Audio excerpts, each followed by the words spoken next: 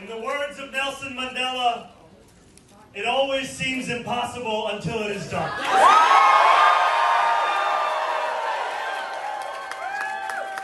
My friends, we have done it.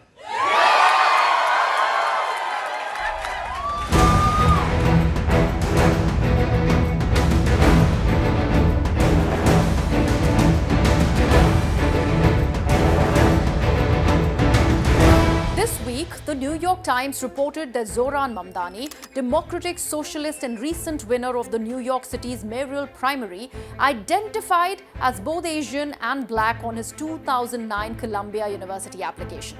The report surfaces just as the US House has passed President Donald Trump's major economic bill, which cuts healthcare subsidies to fund tax breaks.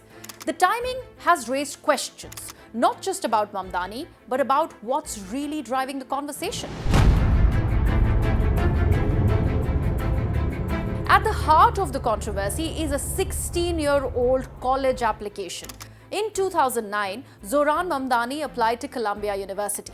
He marked both Asian and Black or African American on the race section, a form that even today offers limited options for those of mixed heritage. Mamdani was born in Uganda to Indian parents. His mother, award-winning filmmaker Meera Nair, and father, Mahmood Mamdani, a well-known professor of African studies at Columbia. Zohran says he checked multiple boxes to reflect his Indian-Ugandan identity. He also wrote in Ugandan on the form, which allowed applicants to specify further. He was not admitted to Columbia. The data about Mamdani's application surfaced only recently via a hack of the university's admission system. Columbia has not verified the full data set, but Mamdani has not denied the details either. The resurfacing of a teenager's college form has come at a politically charged moment. Just days ago, Mamdani secured a historic primary victory, positioning himself as the likely next mayor of New York City. Almost simultaneously, the Republican-controlled House passed a sweeping bill led by Donald Trump, one that slashes healthcare coverage for an estimated 17 million Americans to finance tax cuts for high earners and corporations. Critics, including journalists like David Sirota, are questioning the priorities of the media coverage. As Sirota put it, while millions lose healthcare, the New York Times, quote, deployed a whole team of reporters to focus on a college form filled out 16 years ago by a South Asian-born candidate.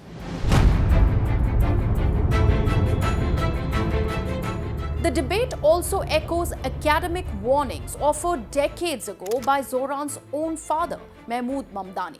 In his landmark book, Good Muslim, Bad Muslim, written in the wake of the 9/11 and the Iraq War, he critiqued the West's tendency to reduce complex identities into moral categories, often based on political convenience. Culture talk has turned religious experience into a political category, he wrote. Such talk does not explain, it justifies. Here's where father and son converge. A Ugandan-born South Asian American is being scrutinized not for policy, but for how he identified on a form, despite having publicly described himself consistently as South Asian and African. Zohran's experience shows how those pitfalls his father spoke of post 9/11 still persist, reducing a rich, mixed heritage into binary boxes. Zohran Mamdani is not new to political life. A state assembly member since 2020, he's known for pushing rent justice, immigrant protections, and anti-poverty legislation. He often campaigns in traditional South Asian attire, speaks in Urdu and Bengali, and references his African heritage in speeches. But he has never publicly claimed to be black in his political career, nor has he shied away from explaining his multicultural roots.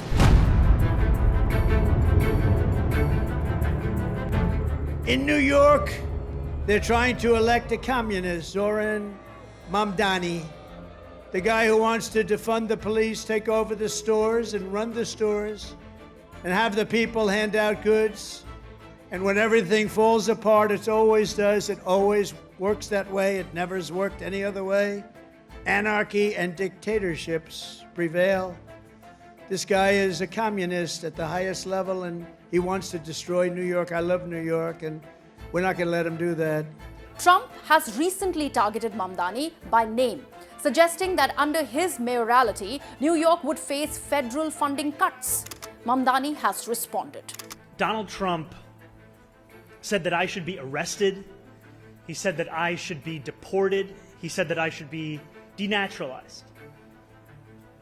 And he said those things about me, someone who stands to be the first immigrant mayor of this city in generations, someone who would also be the first Muslim and the first South Asian mayor in this city's history. Less so because of who I am, because of where I come from, because of how I look or how I speak, and more so because he wants to distract from what I fight for. I fight for working people. I fight for the very people that have been priced out of this city, and I fight for the same people that he said he was fighting for.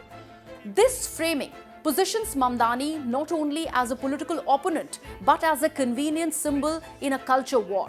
A narrative that some say distracts from material policy decisions like healthcare roadblocks and wealth redistribution. So what's really happening? A mixed heritage American politician is being scrutinized for a decision he made when he was 17. At the exact moment, his political message is gaining traction, and when his critics are pushing through legislation that affects millions. This is not just a story about a form. It is about who gets to define identity, who gets questioned for their background, and how often political debate in America, like in many other places, turns away from policy and towards personality.